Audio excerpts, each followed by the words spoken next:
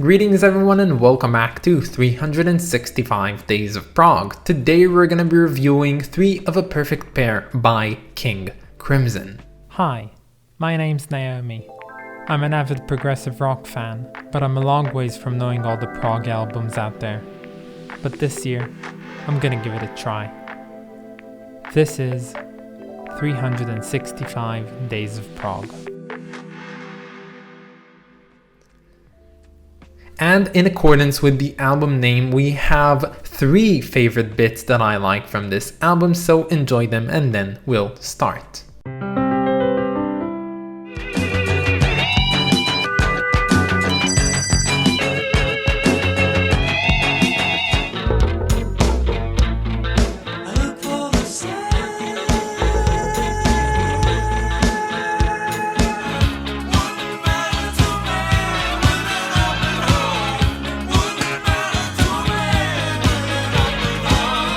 So I will take the liberty of skipping the introduction to King Crimson because one, who doesn't know who King Crimson are? Like honestly, if you're here you probably know who they are, and secondly, I made a video about them literally 2 days ago, so if you want a better introduction about this lineup and about the band, go and check that one out. So this is 3 of a Perfect Pair by King Crimson, and this is the last album on the 80s trilogy, which basically consists of the albums Discipline, Beat, and this album at the end. And now the band would later go on to record another album, but only in the 90s, and that's Thrack, which we've reviewed a few days ago. And while the album Beat is on this list because I've never heard it before, the album Discipline is actually one that I know and like very much. I actually like it so much that I have a copy of it on vinyl. Yes, I like this album quite a lot, and I bought it a few years ago because I was getting into King Crimson, and oh boy did I love this album. So inevitably I'm gonna make some comparisons between this album and 3 of a Perfect Pair. And you know, this album actually starts off pretty good. I like the first track quite a bit. Of course, it's the title track. It has a really, nice sense of 80s music and synthesized sounds combined with prog, and it sounds kind of like Frame by Frame, which is my favorite track from Discipline. And overall, I think it's a pretty good song, and I was even led to believe that it would be the most popular one because I saw that it was on Spotify by a long shot. But then the next track of Model Man came along, and I actually like this track quite more, and it's actually my favorite track from this album. I think that the highest thing that I really liked about this album as a whole, and in this track in particular, is the singing by Adrian Bellew. Unlike his singing in Thrack or in other albums, I think that here he just does a fantastic job. His voice sounds less stressed, he can utilize it better in the way that he does things, he sounds more like a character doing his things,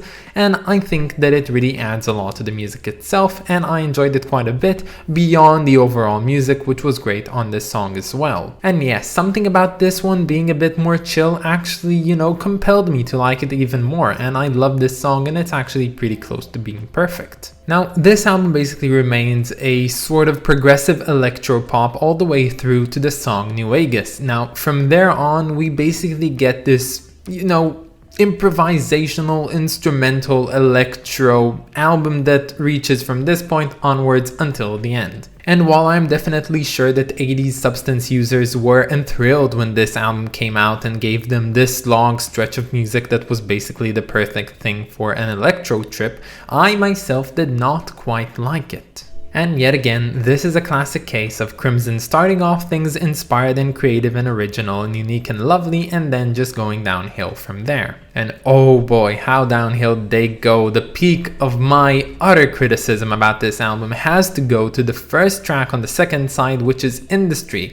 That track was absolute, and I'm sorry to say this, dog shit. And although starting off pretty promising, I'd later come to find that this album was basically 7 and somewhat minutes of Tony Levine slapping the bass and some odd industrial, instrumental, and ambient sounds overlaid on top of it. And while I do appreciate myself some Revolution 9 shit once in a while, I think that this song dragged for so long that I came to resent it. Like, the fact is, I hated Tony Levine's bass playing by the end of it, and I would never, have never thought to myself to say that I would hate what Tony Levine is playing, especially not on the bass. So I somewhat managed to calm my senses after that and actually remain listening to this album, and I came to the end where we were greeted by the last track of Larkstung's in Aspic Part 3. Now, this is the moment I tell you that Larkstung's in Aspic Part 1 is my favorite King Crimson song of all times. Like, honestly, I love it so much. Way more than in the Court of the Crimson King, although it's pretty great, I like it a lot more. And that specific Part 1 of this track is the finest thing that they ever put out, in my opinion. So when I saw what we were going to get on this album, I was actually pretty enthralled to my bones. I was expecting something pretty great. But by the time I got here, I knew that this was not going to be that good, but honestly I have to say it's not that bad either. This is a, mediocre plus song, and I think it's pretty good that they didn't just butcher it entirely. And yes, this one features a lot more synthesized sounds unlike the first ones, and it has those descending guitar riffs played by Fripp, which made the original so iconic, but honestly it doesn't really hit the same points as the original and doesn't even come close to being how good that one is. So while I believe they did not cause a lot of harm with this one, they really tried reviving this ghost which was not meant to come back. But you know what, I'm gonna let it pass. This album is just a mixture of emotions. I don't really know what I think about it, honestly. It starts off great, it goes downhill, it goes way downhill, it goes into like the nooks and crannies of downhill, and then it comes back up again, and honestly I don't know. This album is pretty fine, let's just move on.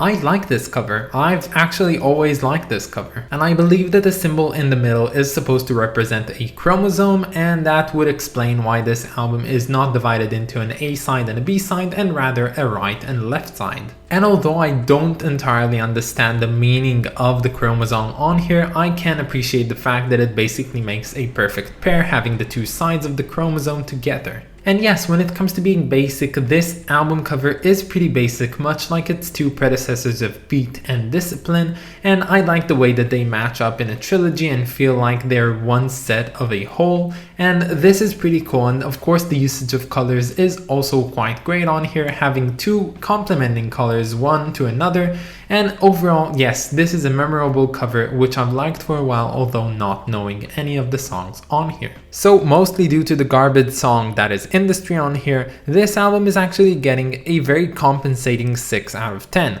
I am surprised by my rating. I did not expect to give it this type of rating, but this album is overall fine. And if you just decide to skip Industry, this album is actually pretty good. But yeah, that's about it guys. I hope that you enjoyed this video, and stay tuned for tomorrow because we're going to be listening to probably the shortest album title that we have on here. We're going to be listening to V by Spock's Beard. But that's about it guys. Have a wonderful day, and I'll catch you all tomorrow. Bye guys.